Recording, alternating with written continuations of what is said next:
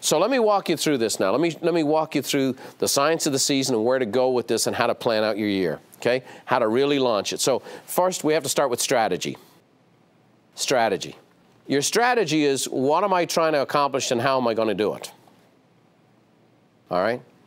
A very famous book that's quoted many, many times a year in sporting events and leadership conferences and coaches in sports is Sun Tzu on the Art of War. And inside that book, there's one really good quote I like, which says, strategy without tactics is the slowest route to victory. Tactics without strategy is the noise before defeat. 6th century stuff. I mean, look at this. Strategy without tactics, the slowest route. How many of you want to take the slowest possible route to success? Let me see your hands, please. Okay. Yeah, those folks are still coming. They're actually late. Tactics without strategy is the noise before defeat. I'm going to say this to you. Most agents I know are all into the tactics. Less than 3% of people in the real estate business have a written business plan. Now, you don't have to go to Harvard. You don't have to take some executive course. A business plan is a set of goals. It's a working budget and a list of daily, weekly, monthly activities. Has anyone here ever invested in stock? So let's say they're interviewing the CEO of the company you're about to invest 25% of your net worth in. And they're interviewing the CEO, and they go, what's your plan for next year? And the guy's like, I have no idea. I was like, well, let's strap this baby on and see what she'll do. You'd be pulling your money out. Is that true? Yes. And here's what I'm going to say to you. You have a hell of a lot more than 25% of your net worth tied up in your business. You wouldn't invest in a company where the CEO doesn't have a clue what they're doing next year. Why would you do it yourself? So in the Referral Maker CRM, how many of you use that right now? Okay, so watch this. So you set your business goals. So here's my net income for $150,000. Now, let me just say, this is somebody who would be new to our system, okay? Maybe in their first year of our system, whatever else, and they want to make $150,000 net. Is that a good goal? Yeah. Okay. Now, watch how depressing this goal is. They got to pay taxes. Is that true?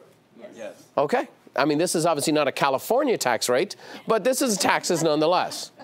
So now this person at 25% has to make 200 grand. But wait. There's more. They're going to have business expenses, right? Because you got to spend some to make some. Is that true? Yeah. You got to pay for your cell phone. You got to pay for your insurance. You got to pay for your gas in your car. You got to pay for your signs. You got to pay for your marketing. You got to pay for your advertising. You got to pay to run a business. So this person here is doing a good job, and they're going to spend 50 grand in their business.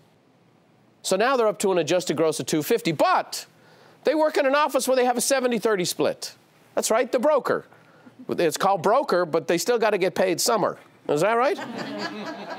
All right. So now this person's on a 70-30 split, which, again, they might be a little better split now and whatever else, so they're on desk fee or those kinds of things. But if they were on a 70-30 split, they'd need to make $357,000. Now, if their average sales price is $350,000, their average commission is $10,500. Here's what they need. They need $11.9 million in sales. That sounds like a lot, doesn't it? Yeah. But watch, it gets much worse. And this is why people say, I don't plan, for this very reason. So now they need to do 34 sales, 8 a quarter, 2.8, almost 3 deals a month. And by the way, if deals are falling out, so your goal, you have to do 2.8. That's good for the data. You need to say, I need to do 3 deals a month. That way, if 1 or 2 fall out, I'm good. Everybody with me? Yes. This person here, now they're new to the system. They get 3 referrals to get 1 to close. They got to get 20 contacts to get a referral. So this person needs to do 170 contacts a month. Calls, notes, pop-bys, interactions. Now that gets to be much more like a business plan. Would you guys agree? Okay. Now I'm going to delve into those numbers. I'm going to show you a little bit more on the planning side of this as far as what it looks like for a more experienced person we've been working with or someone who's been using the system over time. One of the things that's beautiful about working by referral is that over time, this whole dynamic changes. The same number of contacts to get a referral goes way down because you're contacting people, you're building relationships, you're providing value. When somebody sends you a referral, are they done?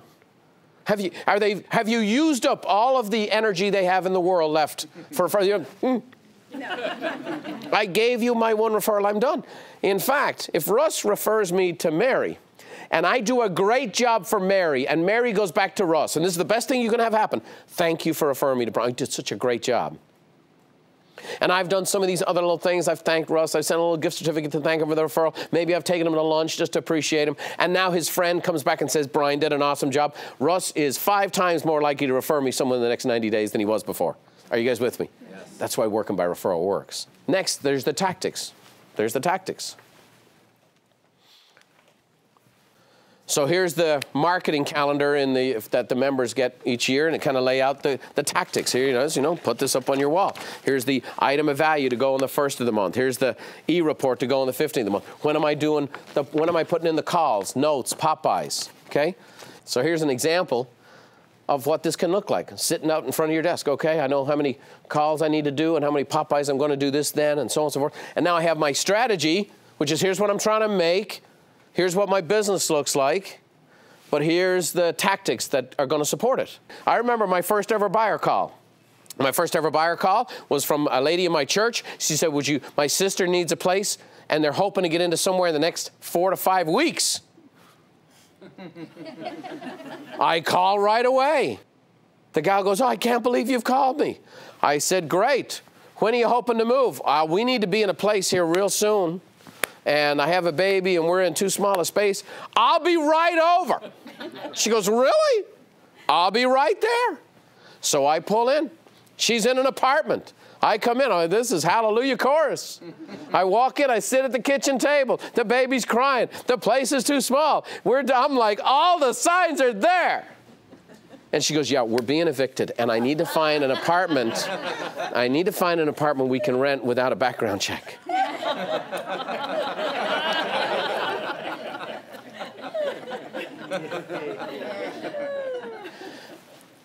Your skills develop over time. You ask a couple of questions before you get in the car. Is that fair? Yeah. And you get better and better. So by near the end of my career, when I was working with a buyer, my minimum expectation with a buyer was that prior to the close of escrow, I was going to get 2 referrals from that buyer. That was my minimum expectation. And it made my trip work for me. So that's why you don't just have to do more hours or put in more effort. Sometimes you've got to have better skills. Does that make sense? Next piece is tracking. Tracking. Lord Kelvin is the famous Kelvin scale. If you cannot measure it, you cannot improve it. If you don't track your numbers, you are just running your business by your feelings. I'm going to say it again. If you do not track your numbers, you are running your business by your feelings. And I'm going to share with you, your feelings will always let you down.